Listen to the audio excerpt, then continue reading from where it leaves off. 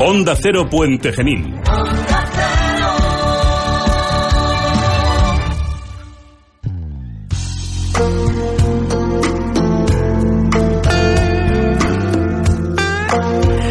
Momento a continuación en Puente Genil en la Onda para hablar de psicología con unos profesionales como son nuestros amigos de Alegra Centro de Psicología. Hoy aquí representado por uno de los integrantes de su equipo, nuestro amigo Miguel Vadillo. Hola Miguel, ¿cómo estás? Buenos días, muy bien. Bienvenido. Muchísimas gracias. Bueno, hoy para hablar de un tema que seguramente va a ser de mucho interés para nuestros oyentes, en particular para aquellos que tengan niños en casa. Hablamos del TDAH, el trastorno de déficit con... Explícamelo tú las siglas porque es un poco largo. Como ha cambiado tantas veces la sigla, al fin y al cabo, TDAH. TDAH es el trastorno de déficit de atención e hiperactividad. ¿No? Es decir, la hiperactividad puede estar asociada o puede ser excluyente, que no tiene por qué aparecer las dos cosas a la vez. O sea, puede haber TDA y TDAH. Efectivamente, sí. De hecho, con la última revisión del DSM, que es el manual por el que nosotros, es nuestro manual diagnóstico, entre DSM y CIE-10 son los dos manuales por el que nos solemos regir.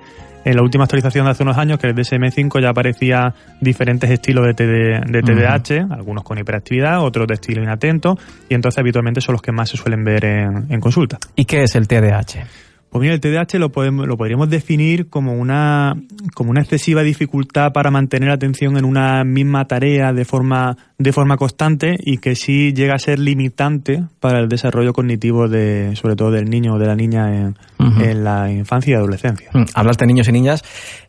¿Cuándo empieza a manifestarse? ¿A partir de qué edad los síntomas son evidentes? Pues mira, la edad media de manifestación puede ser a partir de los 4 o 5 años más o menos. Antes no. No, antes no suele aparecer. Cuando empiezan en el cole quizás, ¿no? Es que como nuestra vara de medir un poquitín es el manejo que tienen en el cole con sus iguales, con los profesores, entonces es a partir de ahí cuando una persona que está acostumbrada a tener ese tipo de relación con los niños te puede tocar un poquitín a la puerta y decirte, oye, estate atento con tu hijo o con tu hija porque puede que tenga algún tipo de problemilla porque, oye, no llega a concentrarse, se distrae mucho en clase, suele molestar con frecuencia, entonces se puede ver un poco por ahí. Pero verá que a la hora de evaluarlo realmente, hasta que no sea un poquito más grande, no se puede hacer un diagnóstico con certeza. Si tú con 5 o 6 años puedes empezar a ver ciertos síntomas, ciertos signos de que puede haber un problema de atención, pero hasta que es un poquito más grande, que tiene un desarrollo cognitivo un poquito superior a esa edad, no podemos hacer un buen diagnóstico. Es curioso porque este trastorno afecta de forma diferente por sexos, ¿no? Efectivamente, habitualmente suele ser más frecuente en niños que en niñas, habitualmente es un 2-1, es decir, 2 niños por cada niña, y igualmente aparte de la frecuencia de manifestación es los signos que presentan, ¿no? Los niños suelen presentar más el TDAH con H, es decir, con hiperactividad, y las niñas suelen ser más de estilo inatento, no suelen tener una agitación motora tan alta. ¿Y existen datos que nos pongan sobre la pista de cuántos afectados pueden existir en el mundo con TDAH? Sí, según el último esquema de la Organización Mundial de la Salud del año 2018, estipulan que en Europa alrededor del 5,3% de los niños tienen padecen este tipo de trastornos. Eso equivale a 1 de cada 20 prácticamente. Estamos hablando de una media de 1 por clase. Si hablamos de una media de unos 25 niños por clase, ¿no? Sí. Habrá clases con 3, habrá clases con ninguno, pero... Exactamente. Nosotros, es verdad que en los casos que nosotros tratamos es muy difícil, nos resulta muy complicado que haya una clase sin que haya un niño que algún profesor diga, oye, este niño no se ha concentrado suficiente o no es capaz de mantener la atención el tiempo suficiente o cuando se pone a hacer un examen estamos viendo que realmente falla algunas preguntas simplemente porque no se ha parado a leer. Entonces, ese tipo de cositas te van dando la alerta y eso en prácticamente todas las clases hoy día sí que tenemos algún caso. ¿Y cómo se detecta el TDAH? O sea, ¿cuáles son esos resortes que hacen disparar las alertas? Pues yo digo que siempre podemos verlo en el día a día, en casa, cuando empezamos a observar a nuestros hijos y podemos ver, pues por ejemplo, que se ponen a jugar con algo y aguantan muy poquito tiempo, no llegan a pasar a lo mejor media hora, 45 minutos jugando, cambian muy rápido de un juego a otro, se sientan a ver un capítulo de unos dibujos, de una serie que les guste y se distraen con una facilidad espantosa. o no llegan a acabar de ver el capítulo, nos llevamos al cine y a la media hora, 40 minutos de película ya están, que se quieren ir, que no van por un lado, y no tiene nada que ver con el interés. Es decir, no es simplemente que el niño le guste más o que le guste menos, simplemente que a nivel cognitivo no llega a tener desarrollado la capacidad de atención, la capacidad de retención necesaria para mantenerse en la situación. Pero Miguel, estos síntomas que estás comentando yo creo que son inherentes a todos los niños. Todos tienen falta de interés o de mantener la atención durante un tiempo prolongado sobre una tarea.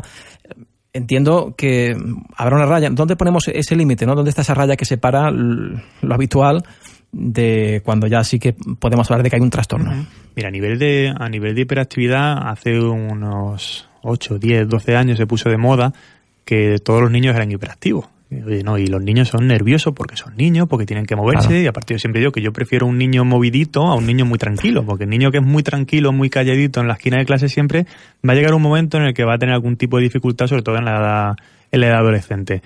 Pero cuando son pequeñitos, oye, todos los niños, te voy a decir, no son hiperactivos. Es decir, pero todos los niños no salten más, niños quédate quieto, siéntate bien en la silla, en fin, claro, todos los niños son así, ¿no? Sí, pero es que tenemos que aprender o hemos sido así. Sí, la mayoría. Pero es verdad que tenemos que aprender, los padres tenemos que aprender a medir cuando yo estoy valorando a mi hijo en función a lo que es normalizado para su edad, claro, o en función al grado de molestia que a mí me provoca. Porque es muy diferente. Claro. Es decir, porque a mí me moleste no quiere decir que eso sea una conducta que no es normalizada. Puede ser normalizada, pero en ese momento a mí me está molestando, ya está. Entonces eso no quiere decir que sea hiperactivo. Oye, tu niño es más nervioso, es más movido, ya está, no tiene nada que ver.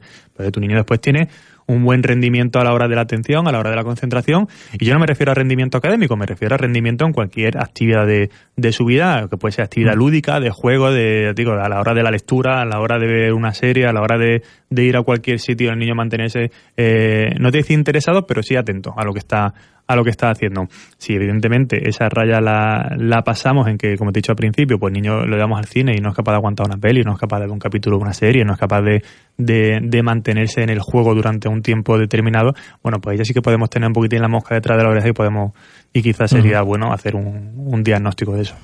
En torno al TDAH, como es un trastorno relativamente moderno, pues ha habido en los últimos años también pues una serie de polémicas, ¿no? Y te pregunto, ¿qué piensas de esa corriente de opinión por parte de profesionales, algunos muy distinguidos, que piensan pues que esto no es ningún tipo de problema, que simplemente es un invento de las farmacéuticas para vender más pastillas a los afectados? Sí, a mí siempre me ha parecido bastante curiosa esa postura, por el hecho de que los profesionales que trabajamos en este ámbito, sobre todo a nivel tanto de psiquiatría como de psicología, el tratamiento farmacológico es la última vía de tratamiento. Es decir, hay un tratamiento conductual que es cognitivo-conductual, implica a padres, implica a los niños, implica al profesorado para provocar una mejora. Porque al final, si nos ceñimos a lo más básico, el déficit de atención, yo siempre digo que el cerebro es como un músculo, y tú, el músculo, si quieres hacerlo crecer, tienes que entrenar. Y a nivel de atención funciona prácticamente igual. Es decir, todo el mundo no nace con la misma constitución física. Habrá gente que tiene que entrenar más y gente que tiene que entrenar menos para llegar a unos ciertos requisitos.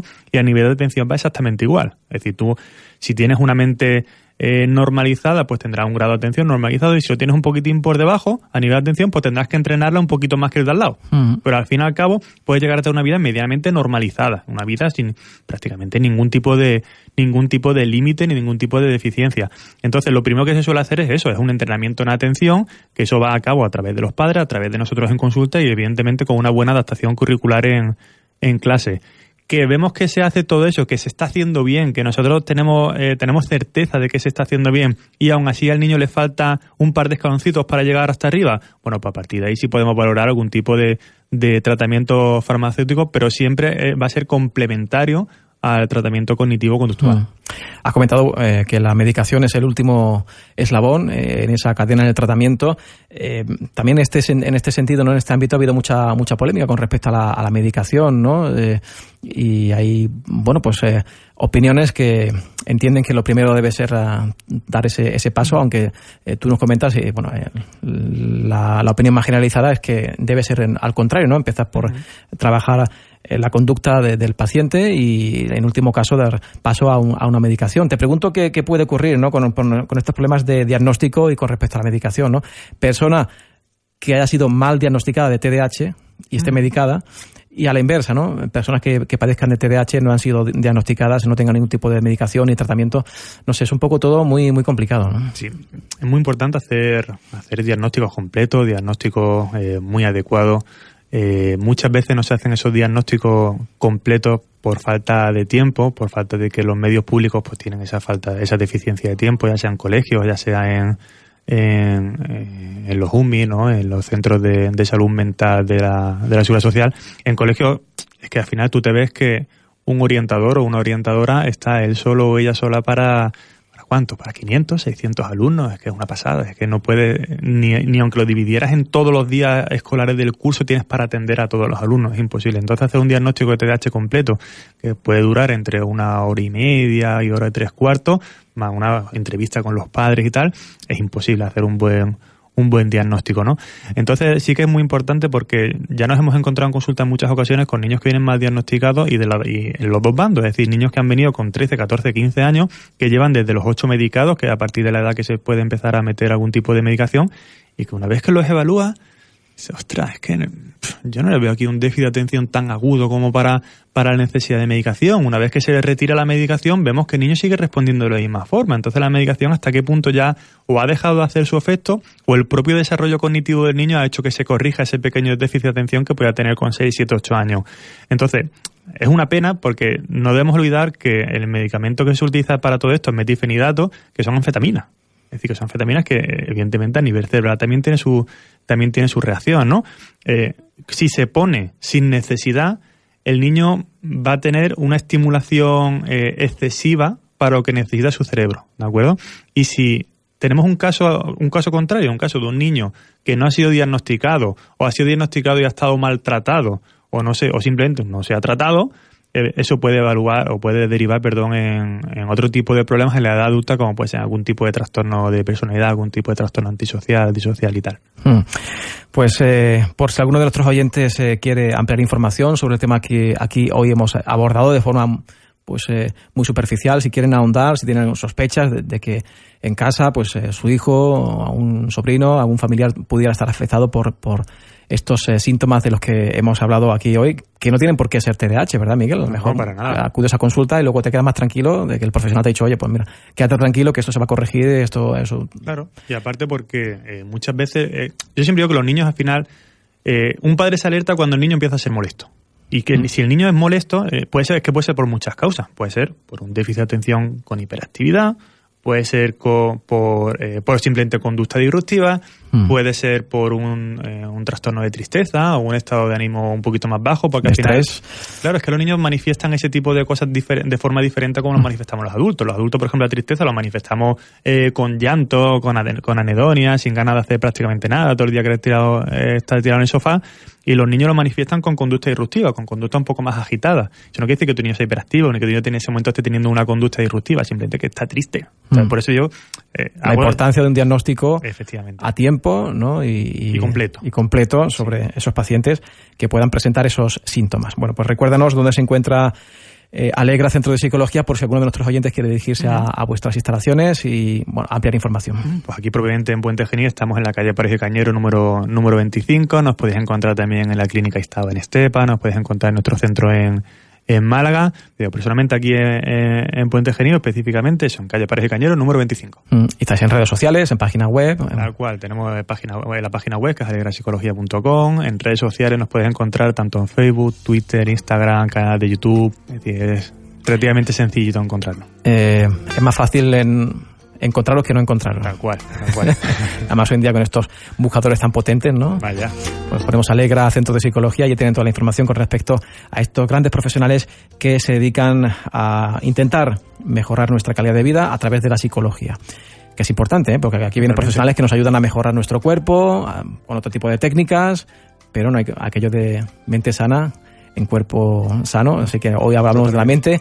En el apartado mental, pues para todos estos asuntos, importante tenerlos presentes y contar con la ayuda de profesionales como Alegra Centro de Psicología. Miguel, muchas gracias por la información. Muy interesante. Y hasta una próxima semana, ¿vale? Eso es. Hasta la próxima. Adiós.